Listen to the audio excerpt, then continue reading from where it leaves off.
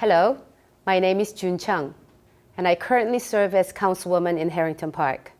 Today, I have the great privilege to speak with Governor Phil Murphy about some of the concerns that the readers of Mom and I and the viewers of Hello Bergen have as he's seeking re-election on this election day.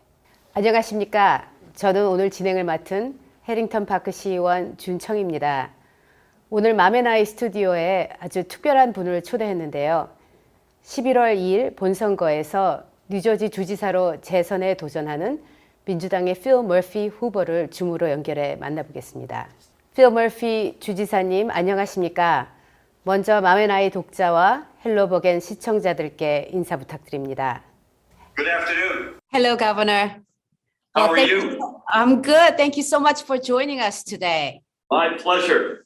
You must be so crazy busy right now, and we are amazed that you are spending your time with us.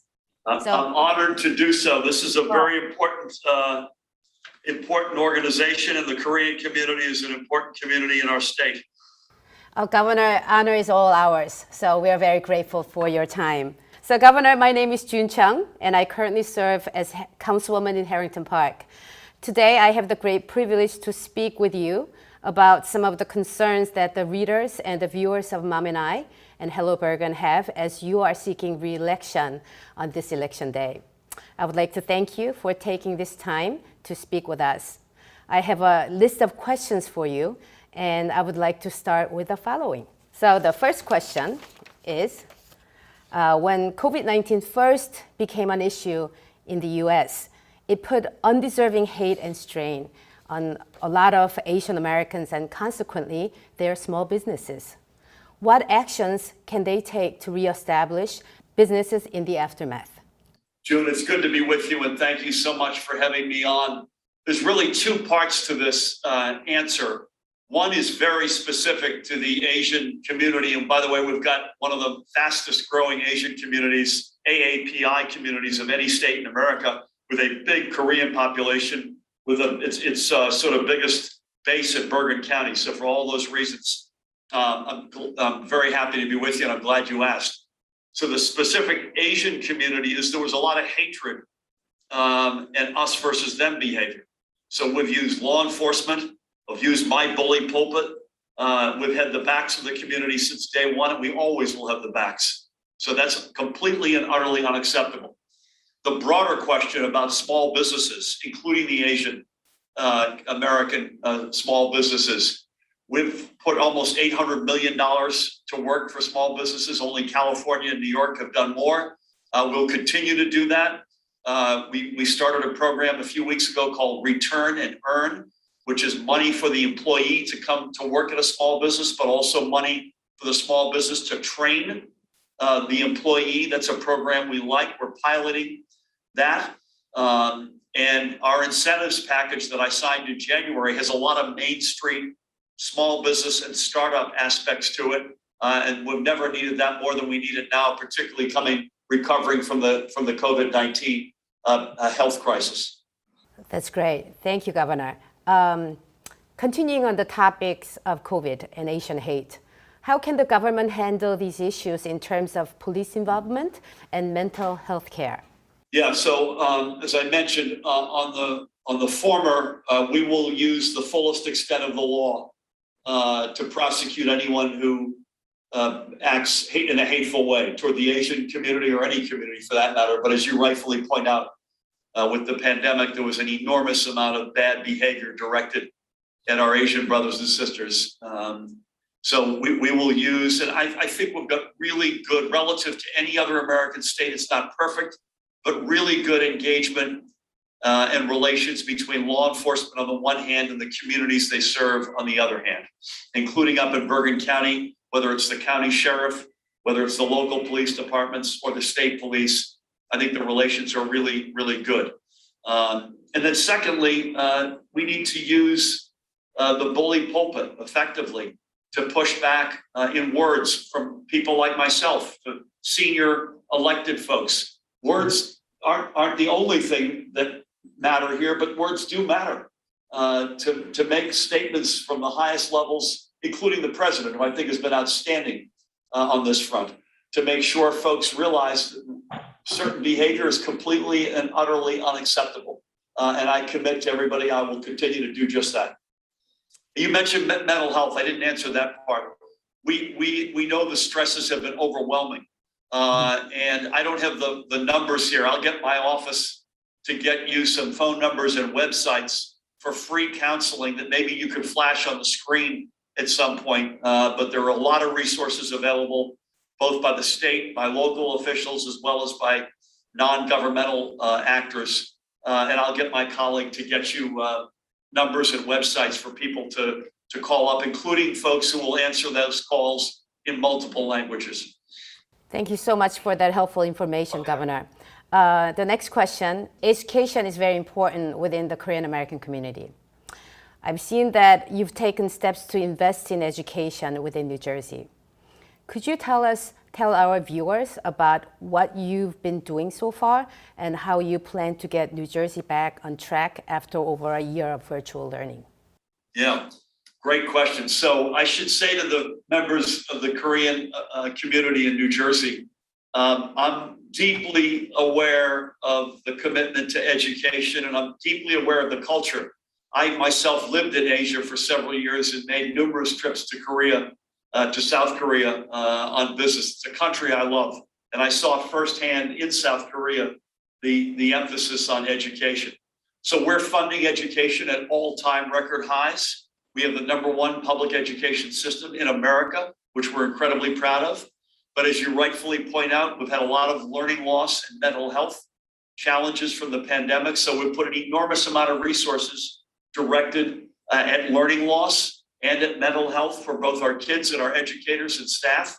It will depend on the district that you're in and the level of school that you're in terms of how those monies are actually deployed with the resources, whether it's after school, summer programs, professional development for educators, whatever it might be. But we are completely committed to making sure that we address that learning loss as strongly as we can. Wonderful. Governor, next question is that while we are on the topic of education, let's address the possibility of mandating AAPI history to be included in K-12 school curriculum. Knowing there are approximately 1 million AAPI members in New Jersey, how would you make the New Jersey public school curriculum more inclusive for the AAPI community members and also bring multicultural competence into the curriculum? These are all great questions. I'm very open to teaching the history and legacy of the AAPI community and nations in our public schools. That's something that you should consider me very much open-minded to. Listen, we're the most diverse state in America. It must be that the history that is taught, the educators who teach, the entire approach has to reflect that same diversity. So I think in making sure that we have the appropriate representation of the AAPI community among our educators is another big step. And that we are in a good shape relative to other American states, but we're not yet where we could be. And I hope we can get there. And we are not just the most diverse state, we're the most international state. We're the most curious. Our kids take foreign languages at a higher level than any other state in America. And that says something about the curiosity and the open-mindedness and the international flavor of our state. So all of that is great. And I want us to see us do even more than we're doing. Wonderful, Governor. That's so encouraging to hear your commitment to the education for AAPI community. Governor, another question is that one of your big issues as governor has been healthcare reformation. Could you tell us about the Cover All Kids initiative and what steps are you taking to make sure adults have similar access to healthcare? Yeah, so I will answer all of that. Cover All Kids initiative, which was in this year's budget, is a game changer. It basically mandates that every kid in our state has healthcare coverage, which, by the way, is a right, not a privilege.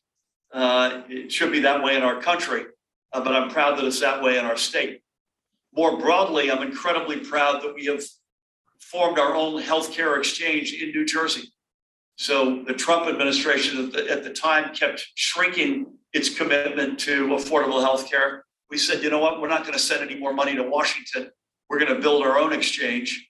And we've taken some of the premiums and driven it right toward families that otherwise could not afford healthcare. And it's made it more affordable and more accessible to more folks. Those are both game changers. I won't quit until it's a right for everybody. The last part of your question is a good one. It should be for kids for sure, but we should all have that guaranteed right. I think that needs to be done at the federal level, but we'll do everything we can to close any of those gaps here in New Jersey. Thank you, Governor. One of the last questions that we have for you is one component of your campaign surrounds the topic of gun safety. Could you tell us a little about the objective and how do you handle those who obtain girls illegally? Yeah, so there's good news and bad news, Jim, on this one. The good news is New Jersey's got the strongest gun safety laws of any American state. I want to make them even stronger. There's a package of bills that I hope we get to in the lame duck period called Gun Safety Package 3.0. So that's good news. And we have among the lowest gun crime and crime states, period, of any state in America as a result. The bad news is we're not an island. 85% of the crime guns that are confiscated in New Jersey have come in from out of state. And so we desperately need, now listen, we coordinate with our neighbors, and that's a good thing. I formed something called States for Gun Safety, which has been very effective. But it's not enough. It's necessary, but not sufficient. So we need federal legislation on gun safety in Congress signed by the president. Things like universal background checks, which are overwhelmingly supported by Americans of both political parties. That would be a really smart and helpful thing to do to help us make New Jersey even safer than it is. Thank you so much for your candid answers. And Governor, do you have any last word for our readers and viewers before we close? Just to say, June, it's great to be with you, and thank you for serving in public office. Thank you for having me in this interview. And I just want to reiterate how important the AAPI community is in New Jersey, and the Korean community specifically is in New Jersey. And lastly, regardless of who you vote for, I hope you vote for me, folks, but please vote. By the time this is airing, we'll be well into early in-person voting for the first time in our state's history. And then election day is on November 2nd.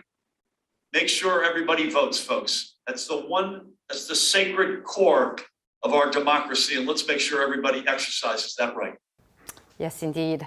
Governor, once again, it's been an honor to speak with you, to learn more about your work and your future plans. I can't thank you enough for your presence here today, and I wish you all the best. Thanks for having me, Jim. Take care. Thank you, Governor.